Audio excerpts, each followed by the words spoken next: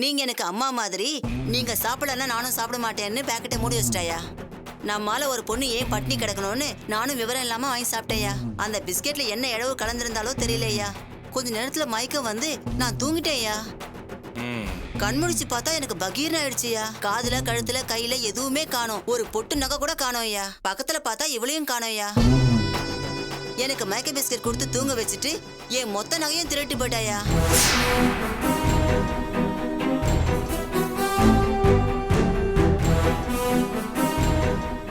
அது இவதானா? பொய் எதுவும் சொல்லியே? ஐயோ இல்லையா, எங்க ஆத்தமா சத்தியமா பொய்யெல்லாம் இல்லையா. நகைக்காக போய் சொல்ல மாட்டேன். மொத்தம் 7 சவரன் நகையா. எல்லாத்தையும் திருட்டு போயிட்டாயா. சரி, உன் கதை முடிஞ்சுதா? இப்ப என் கதையை சொல்றேன்.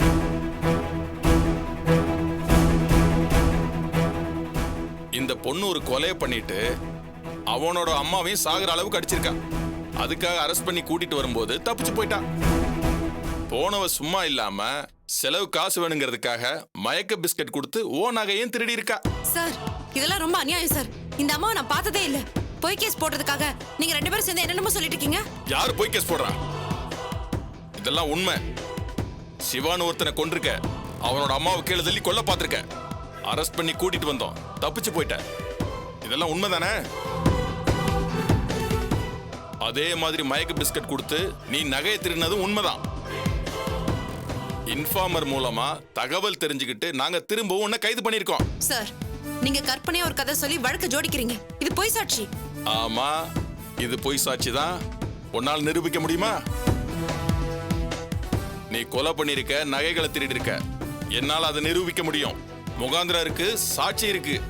கோர்ட்ல போய் சொன்னா கேள்வியே கேட்காம உனக்கு தண்டனை கொடுப்பாங்க. உன்னால என்ன பண்ண முடியும்?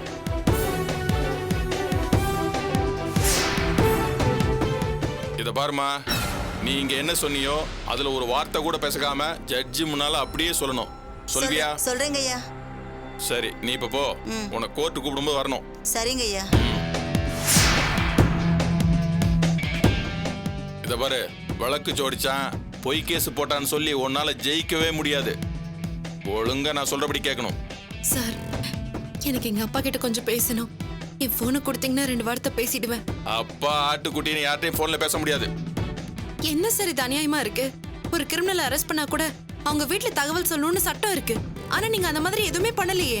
ஜட்ஜு கேட்டாருன்னா என்ன போன் பேச விடல, தகவல் சொல்ல விடலன்னு எல்லா உண்மையும் சொல்லுவேன். என்கிட்ட இல்ல பேசுறியா? தகவல் சொன்னா உன்னை வந்து மேலதாளத்தோட கூட்டு போயிருவாங்களோ? அப்போ நீ இங்கதான் இருக்கணும்.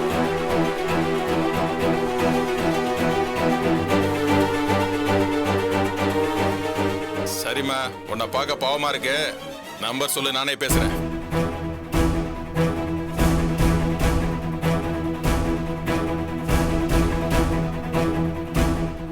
என்னம்மா யோசிக்கிற? உனக்கு தகவல் தானே சொல்லணும். நான் சொல்றேன். ஏமல் நம்பிக்கை இல்லையா? சொல்றேன் சார்.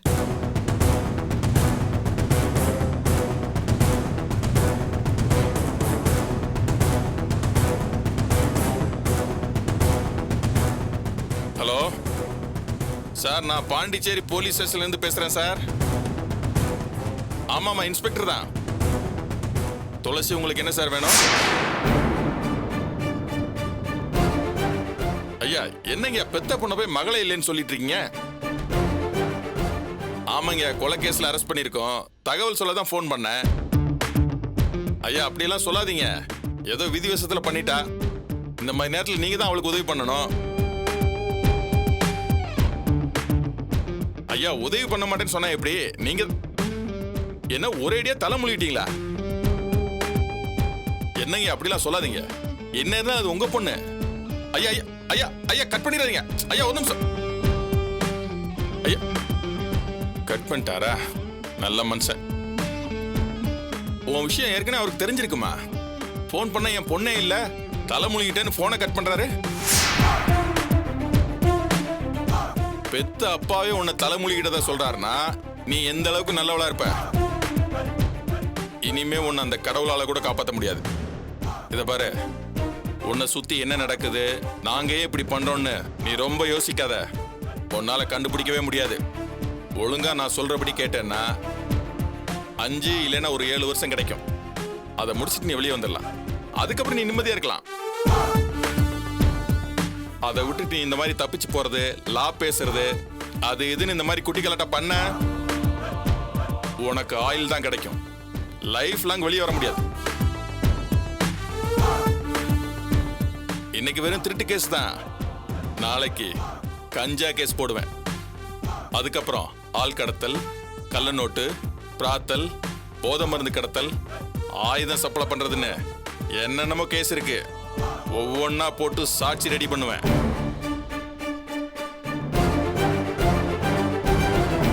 ரெட் ஆயில் என்னன்னு தெரியுமா? சாகுற வரைக்கும் வெளியே வர முடியாது. நாளை காலைல உன்னை கோர்ட்ல ப்ரொடியூஸ் பண்ணுவோம். ஒழுங்கு மரியாதை நான் சொல்றபடி கேட்டு நடந்துக்க. போ, அங்க பெஞ்ச் இருக்கு, அங்க போய் தூங்கு.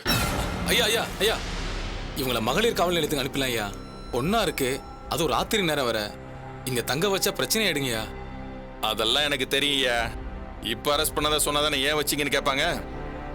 நான் இவளை அரெஸ்ட் பண்ணது நாளை காலையில, அப்படிதான் ரெக்கார்ட்ல இருக்கும். அதுதான் உண்மை. இவ இங்க இருந்தான்னு யாருக்கும் தெரியாம பாத்துக்கணும். நீயும் கொஞ்சம் கமுக்கமா இரு. இன்னும் ஏமா நிக்கிற? போ, போய் தூங்கு.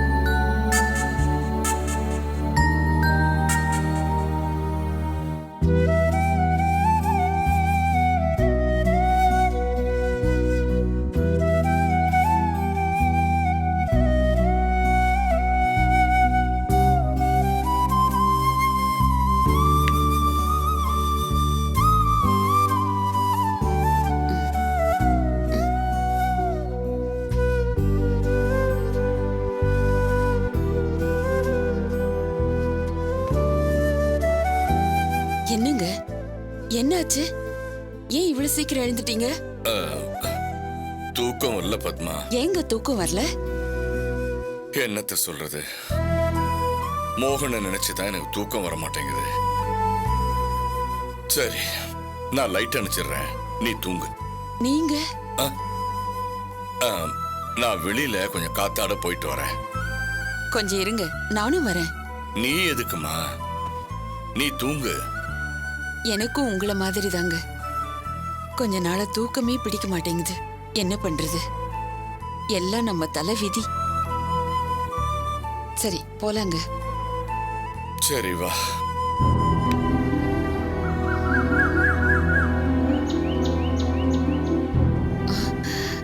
என்னங்க, கதவு திறந்தே இருக்கு?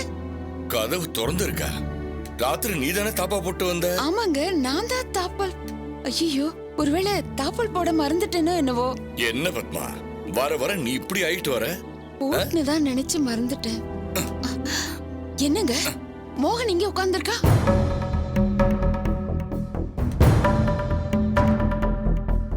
மோகன், இந்த நேரத்துல இங்க என்னடா பண்ணிக்கிட்டு இருக்க? ஒண்ணும் இல்லப்பா, சும்மாதான். ஒண்ணும் இல்லையா? டேய், நீ பண்றதெல்லாம் பார்த்தா எங்களுக்கு பதட்டமா இருக்குடா. வேளைக்கு சரியா சாப்பிடாம சரியா தூங்காம பத்மா, என்னடா? எதுக்காக நீ தேவையில்லாம டென்ஷன் ஆகிட்டு இருக்க? அவனும் நம்மள மாதிரி தானே, அவனுக்கும் வேதனை இருக்கும்ல. டேய் மோகன், உன்னோட நிலைமை எங்களுக்கு புரியுதுடா. கல்யாணி உன் மேல கம்ப்ளைண்ட் கொடுத்து போலீஸ் உன்னை தேடிட்டு இங்க வர்றது எங்களுக்கும் வருத்தமா தான் இருக்கு. ஆனா இதெல்லாம் யாரால? உன்னாலதான். நீ தேவையில்லாம அங்க போய் தகராறு பண்ணதுனாலதான் இந்த பிரச்சனையே வந்திருக்கு. அவளை அமைதியா விடு, நிம்மதியா இருக்க விடுன்னு நான் பல தடவை உன்கிட்ட எடுத்து சொல்லியிருக்கேன். என் பேச்சு கேட்கவே மாட்டேங்கிறியே. எப்படிங்க கேப்பான்? கட்டின பொண்டாட்டி மாச கணக்கா இன்னொருத்தர் வீட்டுல இருந்தா அதை யாரால பொறுத்துக்க முடியும்? அது அவமானம் இல்லையா? அவமானம்தான், அவமானம்தான். ஆனா அது யாரால வந்தது? உங்களால தானே. அதனால பொறுத்துக்கிட்டு தான் ஆகணும்.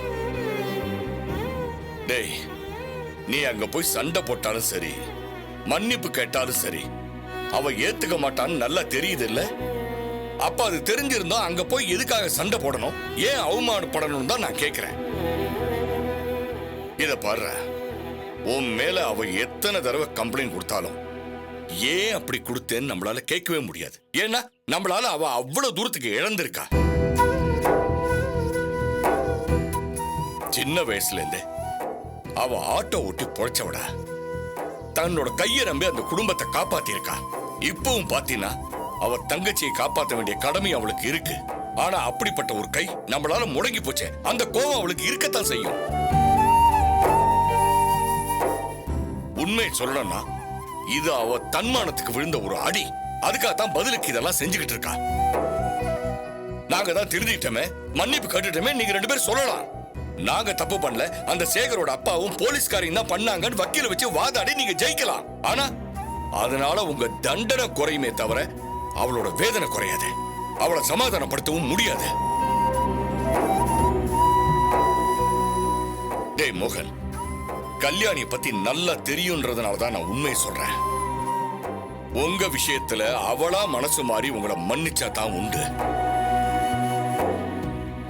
அது வரைக்கும் ஒண்ணுமே பண்ண முடியாது. கண்டிப்பா அது நடக்கும். கண்டிப்பா ஒரு நாளைக்கு அது நடக்கும். ஆனா அது வரைக்கும் நீ பொறுமையா இருக்கணும். அவளை தொந்தரவு பண்ணக்கூடாது. தொந்தரவு பண்ணினா உன் மேல அவளுக்கு வெறுப்பு தாண்டா வரும். அதை புரிஞ்சுக்க. இவன் நேரம் ரொம்ப நல்ல நேரம். தீபாவோட அம்மா பெருந்தன்மையா இவனை மன்னிச்சுட்டாங்க. இல்ல அவங்களும் கல்யாணியோட சேர்ந்து போலீஸ் கம்ப்ளைண்ட் கொடுத்திருந்தா இவனோட நிலைமை என்ன இருக்கும் யோசிச்சு பாரு. இந்நேரம் நீ ஜெயில இருந்திருப்ப. ஏண்டா இதெல்லாம் நமக்கு தேவையா? வயசான காலத்தை உங்க அம்மாவும் நானும் போலீஸ் ஸ்டேஷன், கோர்ட்டு அப்படி இப்படின்னு அலைஞ்சுக்கிட்டே இருக்கணுமா? அதுக்கு தான் நீ ஆசைப்படுறியா? வேண்டாண்டா. இது வரைக்கும் நம்ம பட்ட வேதனை எல்லாம் போதும். புதுசு புதுசா பிரச்சனைகள்லாம் இழுத்துட்டு வராதரா. மோகன், அப்பா சொல்றதுதான் எனக்கும் சரின்னு தோணுது. கல்யாணி விஷயத்துல நீ கொஞ்ச நாள் பொறுமையா இருக்கலாமே. வெளிநாட்டுக்கெல்லாம் போகாத, நீ இங்கேயே எங்களோட இருன்னு நான் அப்பவே சொன்னேன். அதையும் மீறி நீ ஏற்பாடு பண்ண. ஆனா கல்யாணி கேஸ வாபஸ் வாங்க மாட்டேன்னு சொல்லி அதை நடக்க விடாம பண்ணிட்டா. சரி, போனது போச்சுன்னு அப்படியே விட்டுருக்கலாம். எதுக்குடா நீ அங்க போய் கலாட்டா பண்ணணும்? அன்னைக்கு அப்படிதான் அவ ஏதோ சொல்லிட்டான்னு குடிச்சிட்டு வந்த. நேத்து கஞ்சா அடிச்சிட்டு கலாட்டா பண்ணேன்னு சொல்றாங்க. மறுபடியும் நீ பழையபடி ஆயிடுவியோன்னு எனக்கு பயமா இருக்குடா. உன்னை கெஞ்சி கேட்டுக்கிறேன்டா, இனிமே இப்படி எல்லாம் பண்ணாதடா. மோகன், நான் திரும்ப திரும்ப சொல்றேன்னு என்ன தப்பா நினைச்சுக்காதப்பா. நூல்ல விழுந்த முடிச்ச அவசர அவசரமா எடுக்கணும்னு நினைச்சா அது சிக்கலா தான் போகும். அத புரிஞ்சுக்க. இந்த பிரச்சனையை இன்னியோட விட்டுடு. தேவையில்லாம மறுபடியும் நீ கல்யாணிய கூப்பிட போய் அவமானப்படாத, எங்களையும் அசிங்கப்படுத்தாத.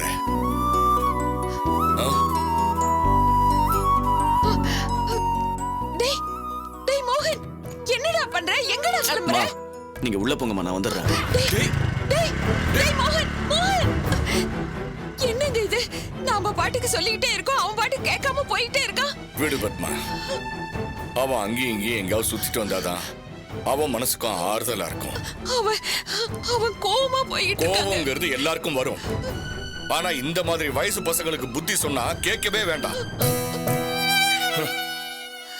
பத்மா, நம்ம எல்லா விஷயத்தையும் அவனுக்கு புரியுற மாதிரி சொல்லிட்டோம். எங்கேயாவது அவன் ஒரு இடத்துல உட்கார்ந்து யோசிச்சான்னா அவனுக்கே எல்லாம் புரியும். அப்படி புரிஞ்சா நல்லது தானே. கவலைப்படாத.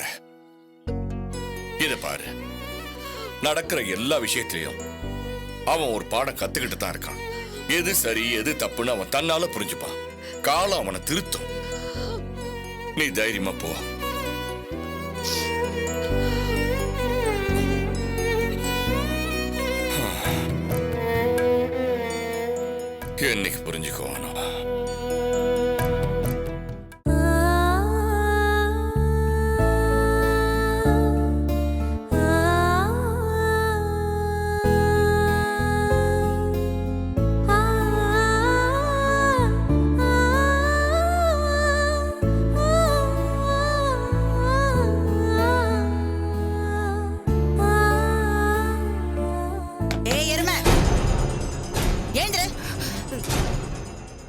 வயசுல உள்ள வந்துட்டு தூக்கம் வேறியா? என்ன முறைக்கிற? போட்டேன்னா அப்படியே போய் முகரை கழுவு போ. போங்கற இங்க என்ன பாக்குற? ஏமா அந்த பொண்ணுதான் ராத்திரிலாம் தூங்காம இப்பதான் கண்ணா செஞ்சது. அது ஏமா எழுப்புற? நீங்க ஏன் இப்படி இருக்கீங்க? முடிச்சவுக்கி மொள்ள மாறி பிக் பாக்கெட்டு இவங்க மேல எல்லாம் பரிதாபம் காட்டுற ஒரே ஆளு நீங்களா தான் இருப்பீங்க.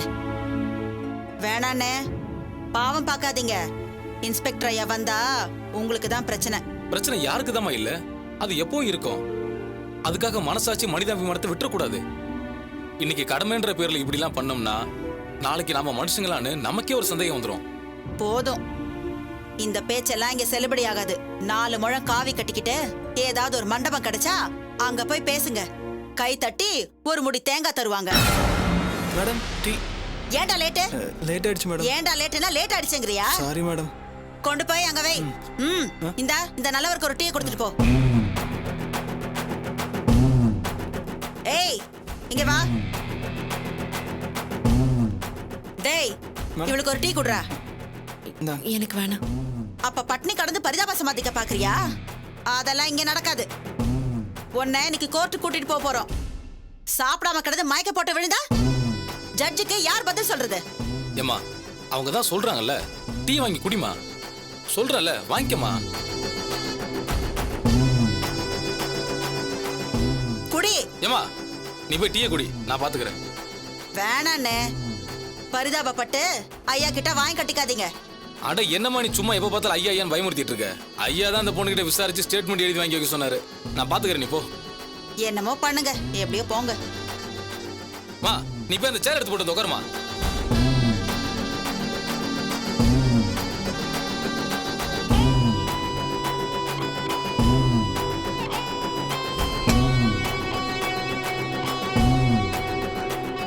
என்ன பாக்குற? டீயை குடிமா.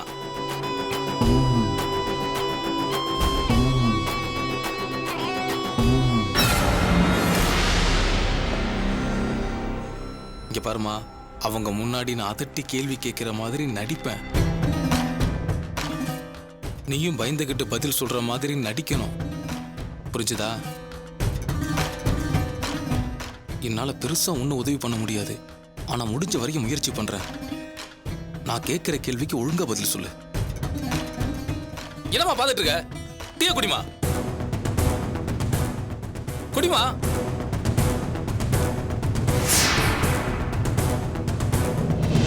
உன்னை பார்த்தாலே அப்பாவின்னு தெரியுது. நீ எப்படிமா இந்த கேஸ்ல வந்து மாட்டின? சரி, ஏதோ ஒரு கெட்ட நேரம் இப்படி வந்து மாட்டிக்கிட்ட. அதுக்காக கவலைப்பட்டு கண்ணீர் விட்டா எதையும் சரி பண்ண முடியாது. அப்புறம் உன் வாழ்க்கை இங்கேயும் முடிச்சு போயிடும். இதை எப்படி சரி பண்ணலாம்னு யோசிமா. இன்னைக்கு உன்னை கோர்ட்ல ப்ரொடியூஸ் பண்ணி கஸ்டடியில் எடுக்க போறாங்க. அப்படி நடந்துட்டா நீ வெளியில வரது சிக்கலாயிடும். அதுக்கு முன்னால வக்கீல வச்சு உன்னை ஜாமீன்ல எடுக்கணும். உனக்கு இங்க தெரிஞ்சவங்க யாராவது இருக்காங்களா? சத்தமா பேசுமா, என் காதுல விழ வேணாமா? உன்னை முதல்ல ஜாமீன்ல எடுக்கணுமா? உன் சொந்தக்காரங்களுக்கு விஷயம் தெரிஞ்சாதானே அவங்க லாயர் வச்சு முயற்சி பண்ணுவாங்க. யாருக்கு தகவல் சொன்னா சரியா இருக்குன்னு சொல்லு. உன் அம்மா அப்பாலாம் எங்க இருக்காங்க? உன் புருஷன் எங்க இருக்காரு? அவர் மும்பைல இருக்காரு சார். அப்பாவும் சித்தியும் சென்னையில இருக்காங்க. அதெல்லாம் சரி வராதுமா. சென்னைக்கு மும்பைக்கு தகவல் சொல்லி அவங்க இங்க வந்து லாயரை பார்த்து விஷயத்தை புரிய வைக்கிறதுக்குள்ள எல்லாமே முடிஞ்சிருமா. இப்ப நம்ம அதுக்கெல்லாம் டைம் வேஸ்ட் பண்ணிட்டு இருக்க முடியாது. இங்க லோக்கல்ல யாராவது இருக்காங்களாமா?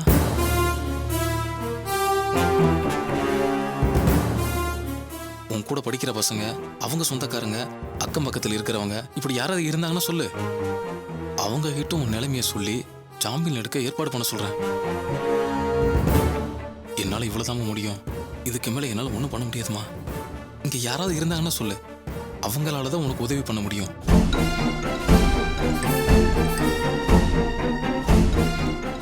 என்னம்மா முடிக்கிற? ஒழுங்கா பதில சொல்லு, இல்லனா தொலைச்சு போடுவேன். தொலைச்சு. அண்ணே போதும்ண்ணே, ரொம்ப மிரட்டாதீங்க. இவ ஒருத்தி எப்ப பார்த்தாலும் இங்கேயே உழவு பார்த்துட்டு இருப்பா. நீ சொல்லுமா, இங்க உனக்கு உதவி பண்ற அளவுக்கு யாருமா இருக்கா? எனக்கு நீங்க யாருமே இல்ல சார். இப்படி சொன்ன எப்படிமா? நீ படிக்கிற பொண்ணு தானே, உன் ஃப்ரெண்ட்ஸ் எத்தனை பேர் இருப்பாங்க. அவங்கள செல்வாக்கான ஆளுங்க, பெரிய புள்ளிங்களோட பசங்க அப்படின்னு யாராவது இருப்பாங்கல்ல. அந்த மாதிரி யாராவது இருந்தாங்கன்னு சொல்லு, நான் கான்டாக்ட் பண்றேன்.